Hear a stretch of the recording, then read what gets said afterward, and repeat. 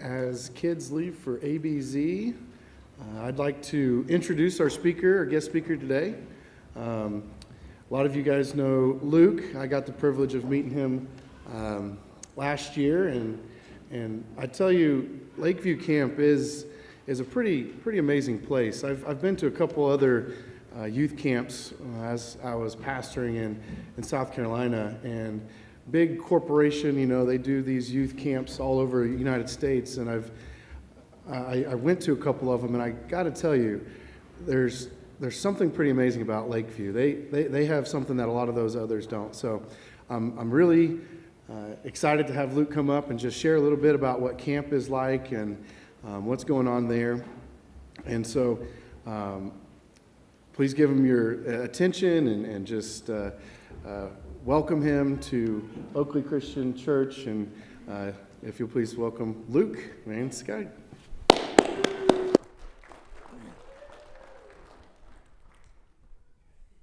Hey, thank you. All right. Okay. Happy to be here in Oakley. This is my favorite place to come, and Dylan said I tell everybody that, and I do, but I mean it this time, so it's different. Okay, so I was going to list off all the things I love about coming to Oakley. So I started a list here, and then Michael said this has to be about 25 minutes, so it's going to be kind of short. I love purple. It's my favorite color. So, like, this is the only place I can come in church and wear purple and it not be about football. So that's cool. Mission trips as a kid, I would come here. Norton and Oakley would go on mission trips together. So we went to Mexico, and it was the flood. So there's like the flood in the Bible, and then there's the flood, which was when Mexico flooded. I unfortunately could never forget that.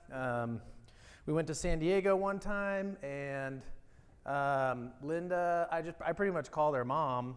I did call her mom because I was kind of such a mama's boy at that time. I basically needed someone to take care of me every day. And then we went to San Diego, and we walked the streets of homeless people talking to them. We did that with Mike and Tammy. I will never forget that. That's a story for another day. Also, I used to come to youth group here. Did you know that? I used to drive to Oakley and come to youth group at the cave. And it was because my girlfriend went to youth group here. But I married her, so it's like totally cool now. And Dylan's here. Dylan came to camp almost all year last year, so that's pretty cool. It's super awesome that you guys have Dylan. My in-laws are here also. I don't know how much longer they'll be here for. My youngest daughter tripped one of them in the parking lot, so they're wounded now. So, but they're here for now. So, this is the third time you guys have let me come speak, and so I was going to title this message either Third Time's the Charm or Strike 3. So we'll see how it goes. Okay, so you guys support Lakeview Christian Camp. Last time I was here was August, so I'm going to try to take about 7 months of support and activity and just jam it into 25 minutes. So I apologize if I talk a little fast. Okay, let me see if I get this thing going. There we go. Okay, so those are the camp dates. I'll put it up again later. I was gonna put that up while I rambled, and I just remembered that. So I drove down here with my family. We got one of the churches donated one of those 15-passenger vans.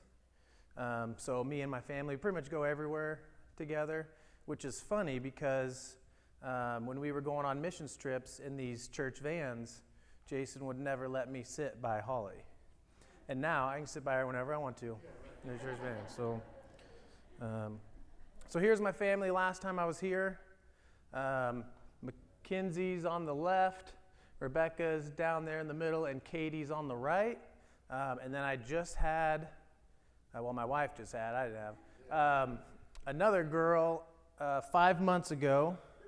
And if you've ever had like a kid and then another kid, they realize that someone's trying to steal the spotlight. So Rebecca is kind of concerned that there's a new baby in town, so we got to keep them separated. they're throwing hands and all that good stuff.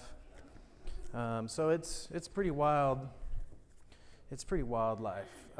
Okay, so something I want you to think about.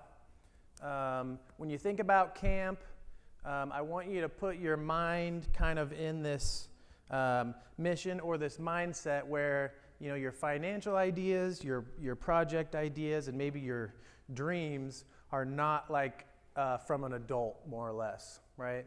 So we get a lot of these ideas from kids, and they're kind of wild. A lot of them are different, wouldn't necessarily make it through a financial board meeting with approval. So it is a little different. So in Matthew and Mark, there's this story where Jesus is somewhere, and all the disciples want a piece of him, right? Because they're the best. And they're like, if anybody's getting time with Jesus, it's going to be me, okay? And then the little kids try to sneak in, and the disciples kind of push them out, and they're like, this is our time with, have you ever seen the Goonies where they're like, this is our time, right? And Jesus kind of looks at them, and he says, let the little children come to me, and do not hinder them, okay? So when we come up with these kind of crazy ideas, we kind of look at it through this lens where this is Jesus' church camp, this is Jesus' time with the kids, and when normally it wouldn't be such a great idea to buy a 5-gallon jug of dish soap and dump it all down a 100-foot trash bag. If it makes the kids happy, that's the kind of things we do. So it's a little different life. You just got to kind of look through it a little bit different lens. So this is what the camp looks like when you are driving in. You probably can't see it to the side there. There's a Lakeview Christian Camp, and then the other side is a list of all the supporting churches that pay all the monthly bills throughout the year, right? So Oakley's on there. It's in alphabetical order, but now there's just over 20 churches that support the camp every month. And when we talk about how expensive camp is, it's super cheap and affordable because this is what pays for the other half of that, right?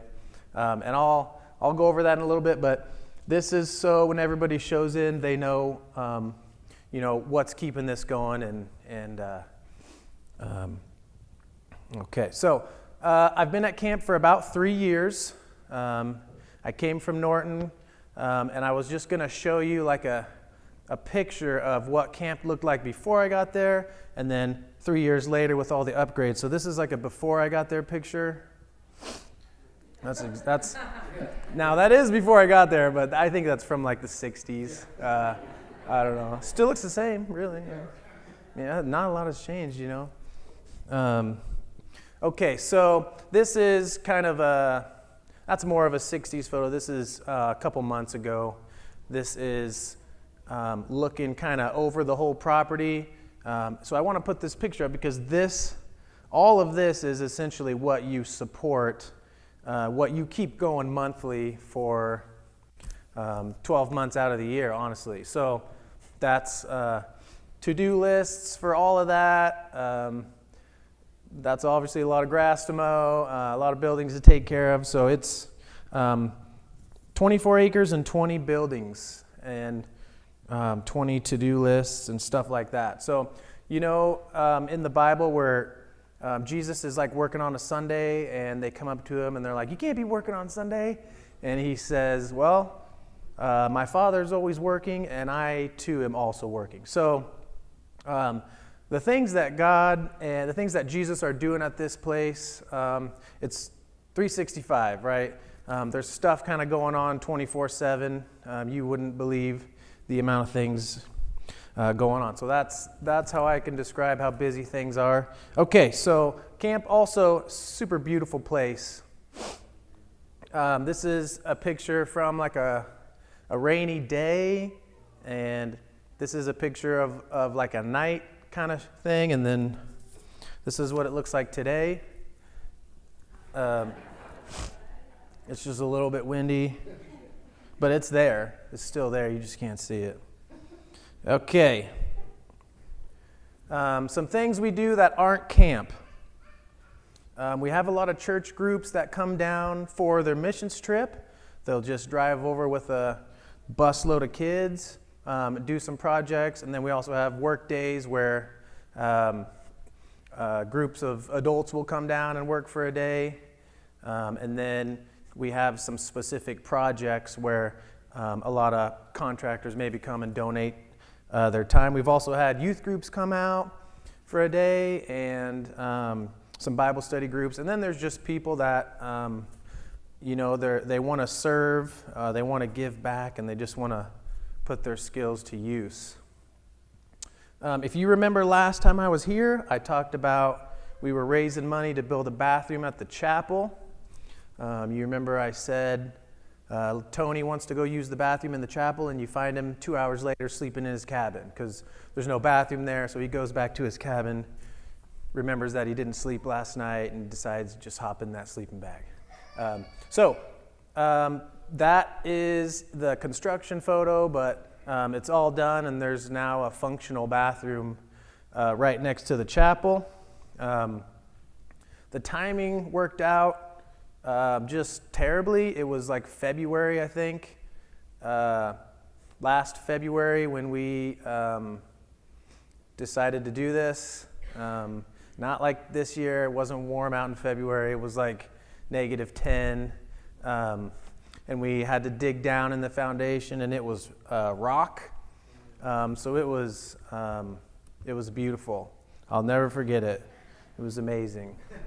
I actually hired a kid across the street to come help me dig these foundations, and it took us like all day to do one.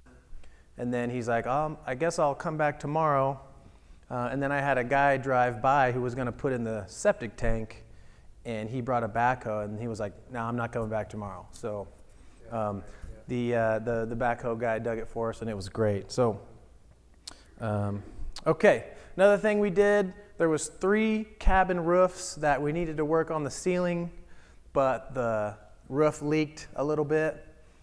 So we couldn't really remodel the interior until we fixed the exterior. So we had a guy come out, and he put 3 roofs on 3 cabins. Well, I mean, he put 1 roof on 3 cabins. He did that in a year. So now all of the cabins don't leak, and they all have really nice roofs. And when I get back, we'll see if they're still there. Another thing, this is just another guy. He likes to come out and work on doors. There's probably 50 or so doors at the camp. And when you get really excited kids, regardless of whether the door is open or closed, they're going through that entryway. So sometimes they hit the door, sometimes there'll be a lot of foot impressions on doors. You can just use your imagination. Also doorknobs, sometimes I'll go to Home Depot and I'll get those nice totes and I'll just fill it with doorknobs. Man, they just, they're excited. They're excited.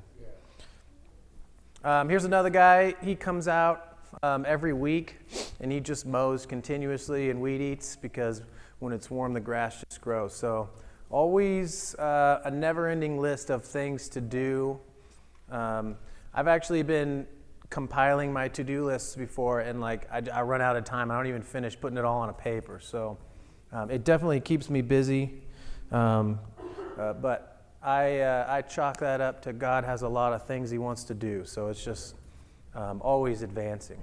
Okay, here's a youth group. A youth group came out, somebody donated picnic tables, and then a youth group came out and put them together and painted them or sealed them. And then this is the guy doing the septic tank. There's like 50 toilets at the camp, and the amount of things that I have gotten out of a toilet that should never be in a toilet is kind of wild. One time I had a shower that was plugged and I couldn't get anything to go down it. So I just put a shop vac on it, and I'm not kidding you, I sucked up a golf ball.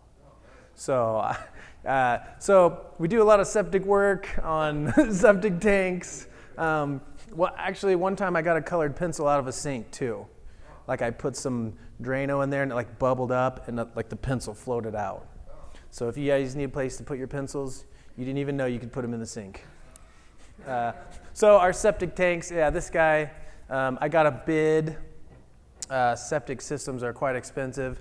I got a bid from several people to do it, and then some guy at church said he could do it cheaper, and I was like, why don't you show me? And he did. So that is the septic tank for the bathhouse at the chapel. Okay, concrete. There was a lot of places that were grass or gravel. They put a huge sidewalk around a few years ago, so we just kind of went and connected every building to the sidewalk, places where people can get to. Another thing I'll talk about is we either added or brought back an old camp, kind of a special needs camp, and several of them had, they needed some ADA accommodations, so this was kind of a necessity, and we tried to do it pretty quick, so I didn't quite get a lot of help. I'm not going to lie, concrete is really hard, especially if you don't have enough help. Have any of you ever poured concrete before? All right, keep your hands up. Hold on. Becky. Is it Becky or Becca?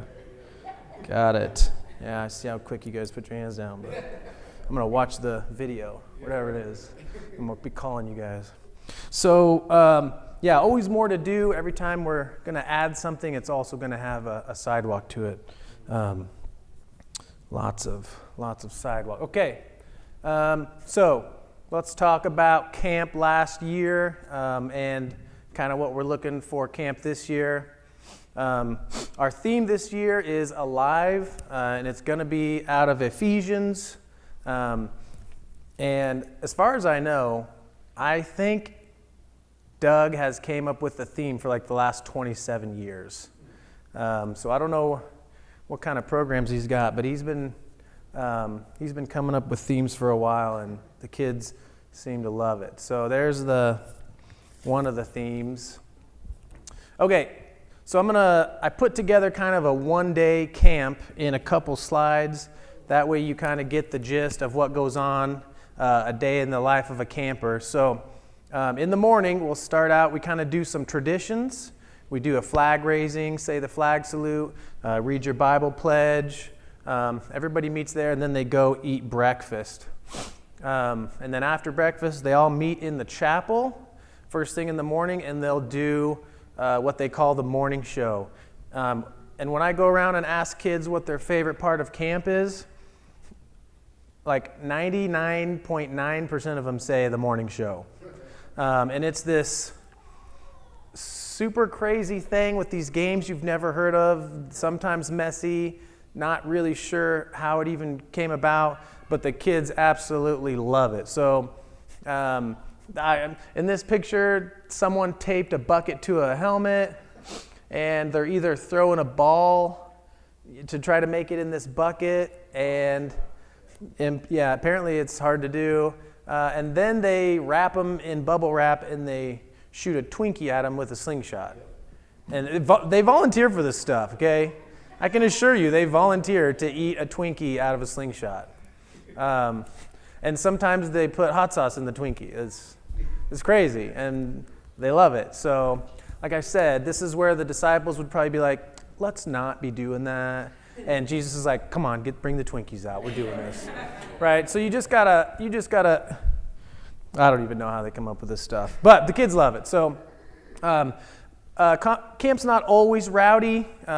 We do devotions right after that. This is your quiet time where every kid gets a booklet, right? So we'll have our lessons, and then they'll have some quiet time devotions by themselves where they can think, and then we'll also do like some small group kind of questionnaires and stuff like that. So this is every morning. The kids get their time to sit down and read, just kind of to give them some structure and a schedule to learn that every morning you need to be sitting down and looking at something. Okay, and then right after that it gets kind of crazy. So it looks about like this, but 108 kids is our limit, so it kind of looks, this is kind of, I mean, like, if you show up to visit, this is what you're going to see. Just kids running everywhere. It's pretty wild. It's actually scarier at night, too. This is what it looks like at night. And we're going to talk about that. We got a night light project we're working on to, get rid of the scary there. This is not the scariest thing I've ever seen at camp, by the way.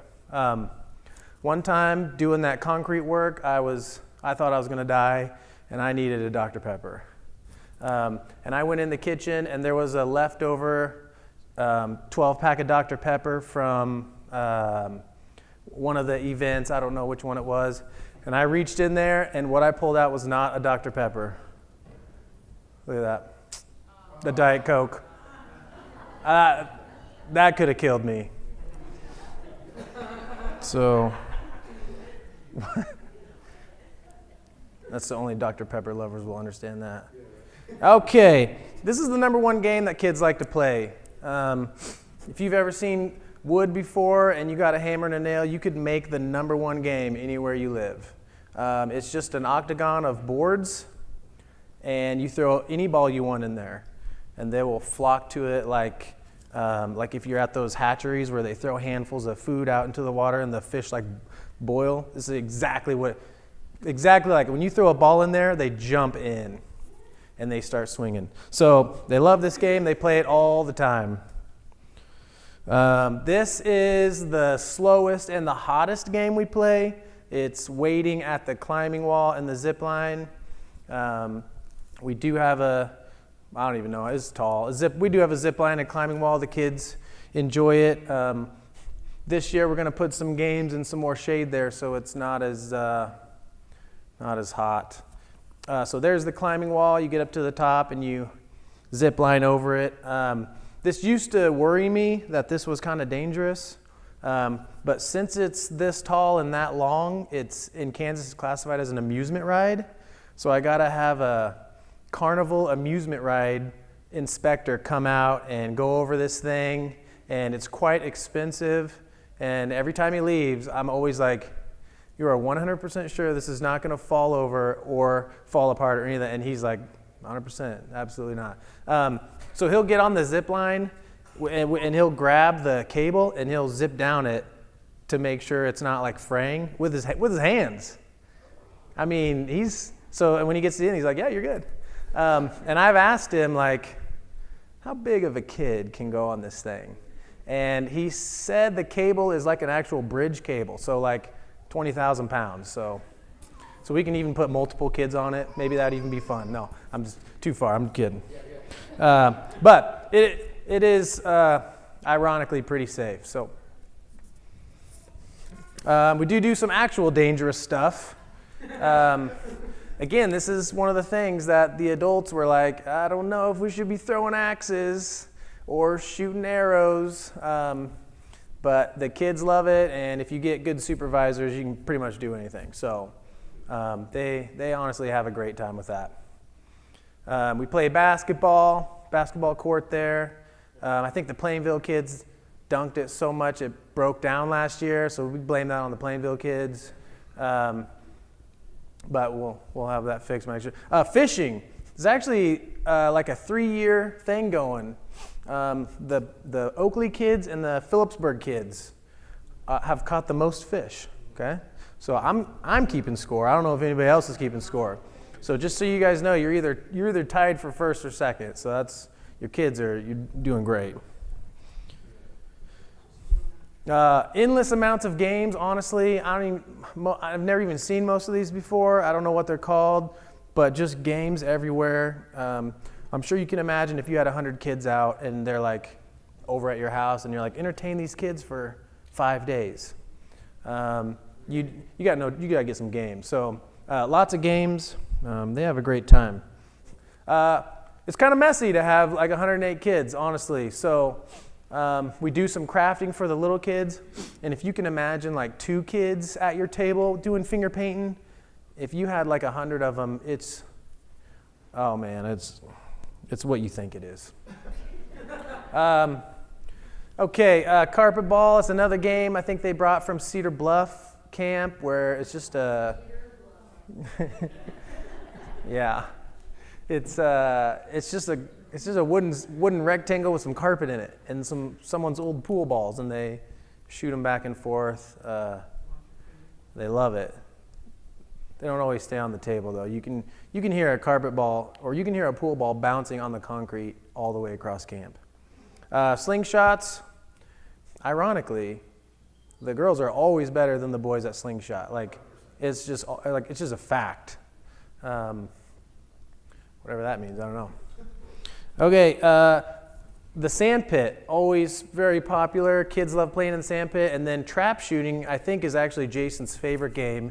He will have boxes of clay pigeons, and I mean stacked boxes, and he'll be out there all day. He'll throw every single one of them. He's just slinging when the sun comes up to when the sun goes down, and he has a good time with it. The little kids use the sand also, but they dig and scoop it out, throw it outside the stuff, probably all the stuff they do at your house with sand pits. We hide treasure in there, and they dig for it. That's probably actually why they're throwing the sand out, honestly. It's probably my fault. Okay, the main thing we do at camp. We go in the chapel, and we have missionaries come every week. We have speakers come every week, and it's kind of a more in-depth lesson. So this guy runs a boys' ranch, and it's pretty hilarious. He talks about how he can fix any kid with hard work. I'm not even kidding you. Kids will come highly medicated with problems, and he just puts them to work sun up to sundown. And he didn't tell you how long it takes, but they come live with him, and he's got a couple dozen of them, and he's got houses, and they just work all day on this ranch. And it's honestly, it's quite interesting. This guy is Freedom Gates Boys Ranch. It's kind of down south part of Kansas, but pretty incredible testimony that he has from what some people will call a troubled kid, and they're kind of to the point where their parents can't even handle it anymore, and their only option is something like this. So great testimony for kids to hear.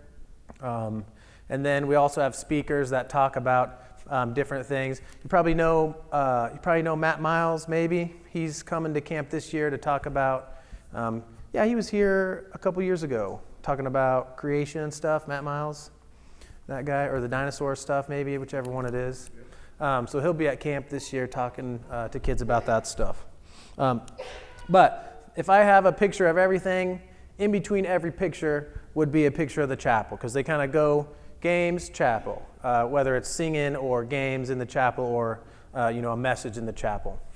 So even though one picture kind of sums up all of them, we are in the chapel pretty often. After chapel, the kids hear a lot of things. We don't want it to just roll around in their head and get the wrong idea. So we'll have like a small group time where a leader will sit down with all of them and say, what are you thinking? What ideas are coming to your head? And kind of funnel that into what maybe is misunderstood or what they may or may not be running on with an idea. So also another thing is, when you talk about problems, every kid always thinks they're the only one with the problem, right? They always feel kind of alone, so we always do stuff as a team. That way, no kid gets the idea that they're the only one with a problem. And sometimes a high school kid's problem is, I don't get to drive my car to school. So it's like, I hear you. That's a struggle. Must be rough. Okay, so I got a trivia question for you. And I brought some sunglasses up if anybody guesses this. I don't know if you just want to raise your hand, but there's 2 miracles in the Bible that are in all 4 of the Gospels.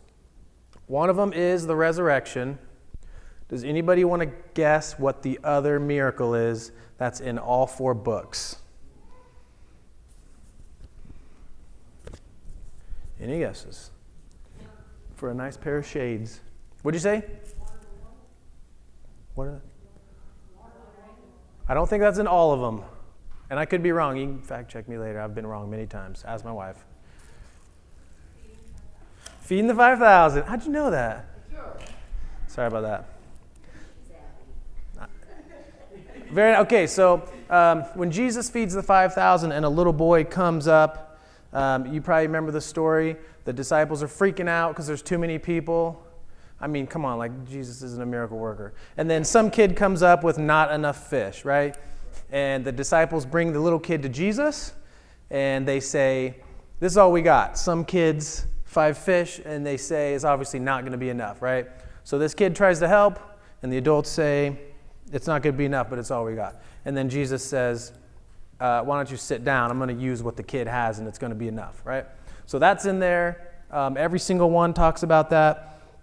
So this is where we have this group time where maybe a kid is listen to a message and has an idea, maybe feels alone, and this is where we show them all these times in the Bible where Jesus says, whatever you got is all Jesus needs. And sometimes they just need to hear that in front of other people or from someone that they've been with all week. So this is our time to really connect with the kids as a group. That way they don't get used to going off alone if they're sad or whatever. So we keep them in teams, and we make sure they know that what they have is all they need in Jesus' eyes. So these are the verses that all those passages are in for the Jesus feeds the 5,000. Okay, then as soon as we do that, we bring them all together for a big group game. And again, if you weren't there, you're like, what game is this? You're right. I don't even know if it's a game. It's hockey with a ping pong ball and fly swatters. And it's as violent as it sounds. Okay, but again, they volunteer for this. This was competitive. This was competitive. Another thing they did was they took pickleball stuff and they turned the dining hall into a pickleball court, and they had a tournament, and I think they ate pickles. Is that right? Am I saying that right? Crazy. They love it. Put some tape down, hit a ball, and have a whole table full of pickles. And I'm telling you, we've been overthinking this. Another thing they do is team projects. So we'll split people into groups. So like if there's 108 kids, maybe groups of 10, that's your kind of small group. And you'll have your verses you need to memorize, you'll have your studying, you'll have your group stuff, and then you'll always get like a challenge. And I think this year it was build a structure out of cardboard, and you get like a can of spray paint and a stack of cardboard and some duct tape or something like that. And then I think at the end of it, they had cans of corn, like canned corn, Spam. I'm so sorry. And then they tried to destroy them. Or someone else's maybe. Did you destroy yours or someone else's? No, someone else's. You destroy someone else's creation that they worked so hard as a team to build. And they have a grand old time. Brogan, I think, liked it more than he should have, but I mean, it was fun and they loved it. Pretty great game. All right, I got another trivia question for you. How many ice cream cones were used at camp last year? Now, I'm going to give you in 2024, so 2 years ago, they ate 2,160 cones. So last year, anybody want to guess? Could be more, could be less? 4,000. God dang, how'd you know that? It was 3,960. We'll call that close enough. 4,000. All right. So they almost doubled their ice cream consumption. He was probably there. He probably saw it, and he had a little tally. He was like, "That's too many. I'm telling your parents." Okay. Brogan, get your mouth off of the ice cream machine. Anyways, so if you don't know, Dairy Queen donated an ice cream machine a couple years ago. We took kids to Dairy Queen, and they just closed, but they said we could have their machine. So we hooked it up, and it's pretty incredible. It's actually, I don't think it's ever broken since I've had it. So they're pretty reliable. And you just buy a gallon of ice cream mix from the food truck, and it's incredibly cheap. And even if it wasn't, I don't think that would matter. I don't even know why I bother saying that. But the kids love it. Kids love ice cream, don't we all? Okay, a new camp that we added. I think they used to do it sunrise, so it's either we added it or it came back, however you want to look at it. This was a special needs camp. It's right after camp, right after the grades camps. And this camp is actually the best. This is my favorite camp.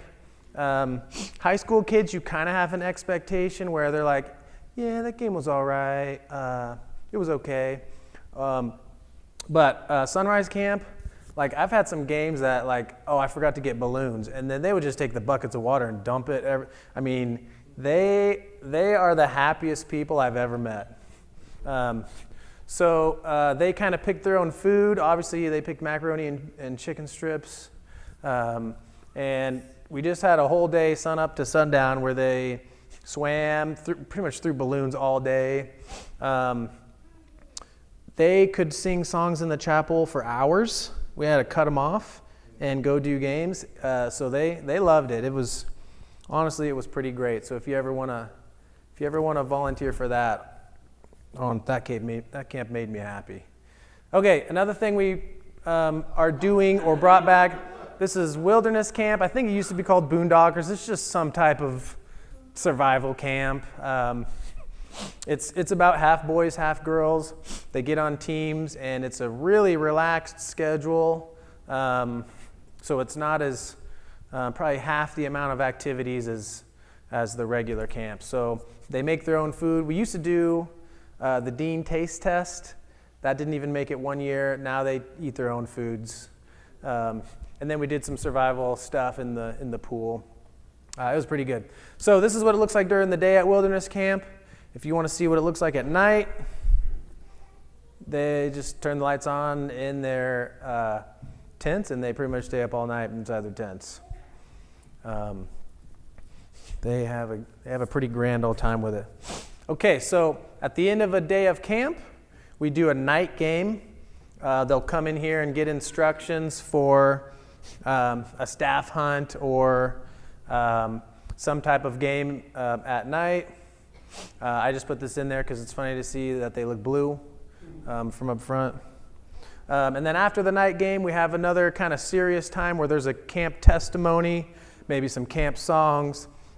And this is kind of a really important thing where the super fun people that you think are just always fun, they talk about how they got to where they got to be in life, maybe struggles that they went through, and it kind of all revolves around this is what I dealt with as a kid or as an adult, and this is how Jesus saved me and rescued me, and this is why I'm here. So it's a good realistic moment for the kids to recognize that us adults were kids once, and we have struggles and options just like they do. So then right after that, we have a hangout time where kids can talk to an adult if they want, if they got questions about anything throughout the day, or they just kind of hang out and dance. Or there's this one kid that brings fireworks and blows them off.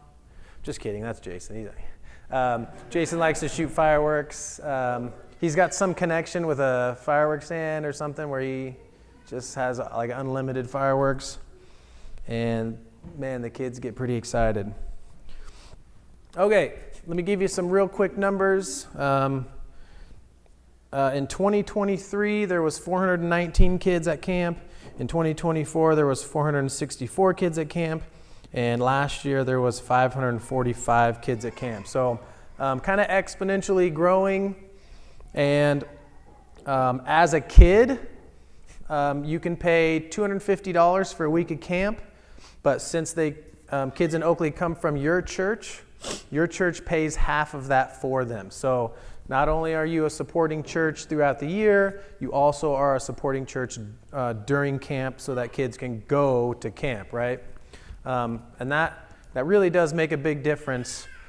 There's been some towns that do 100%, and from year to year, it absolutely changes, and it definitely gets more kids to camp. So that does great. If camp was to if kids camp was to fund the church camp for a whole year, every registration would be $400, and then the church camp would be funded for bills for a whole year. But we're only charging $250, so basically just enough to put on kids camp and pay for the staff to run kids camp, and then the church's you guys and 20 other churches come in and support the camp for the rest of the year. So that's a pretty great business model for the kids, obviously. And then last thing we do before the kids leave, we have a little circle, prayer circle. We used to do a camper of the week, and I think Jason picks that, so it always goes to Oakley, I think. That's not true. Oakley just has good kids. And then the seniors talk about where they're going. And then if anybody has chosen to get baptized, and if their parents come, or if they work something out with their parents to be baptized at camp, then we'll do baptisms. So that's kind of like a day of camp, and you just repeat that. You just kind of repeat that 5 or 6 times based on how long the camp is. So there's a verse in Luke 17, where it talks about Jesus heals these 10 people, and they all leave, but only one of them comes back to tell Jesus thank you. And what he says is, he doesn't say, "Wow, I appreciate you being the only one that come back." He says, "Why? How come you're the only one? Wasn't there 9 other people that were healed?" Right? So I just want to be thankful and let you know that I am so grateful for all your support. The miraculous things that you guys do just by supporting the camp. I wish you could see all of the things. It's quite honestly mind-blowing. Okay, and then just real quick, in between camps, we rent the camp out for groups to use since it's maintained. So we do family reunions, a lot of weddings. There was a funeral. We do retreats, and we do it rents out during hunting season. And then another thing I do is I travel to churches on Sunday, give camp updates. Or last Wednesday I came out to youth group, talked to the youth kids about camp. Do some job fairs at Manhattan Christian College to get summer employees. That's a wedding. Men's and women's encounter is kind of a big, it's like camp, but like minus all the games. So all the Bible teaching, it's still a great time for all the adults, just we cut the games out, right? But a great event at the camp. There was one a month ago, and there's another one here in a couple weeks. Okay, really quick, another thing I do is fundraisers. So we just need to talk about this real quick. There's this idea out there, and Riley was trying to give me tips downstairs. There's this idea out there where you can show up, and you can donate money, and you can run like 3 miles. Okay, but I've got a special secret idea for you guys. We can just not run, and you can still make any donation you want to, and it will all be great. And Riley said he would do all the running for us because he said he loves running so much. Okay, so here's what I'm working on. Big projects that I'm working on. I'm not going to show you pictures of me changing toilet rolls and light bulbs and stuff like that. We're working on that light project about how dark the camp is at night. Now that the roofs are fixed, we're putting new ceilings in the cabins. When we get all this done, we're also going to work on the house, whether that is remodeling or repairing. It's still kind of up for grabs on that option. Here's what the cabins, this one to the left, that's the old cabin.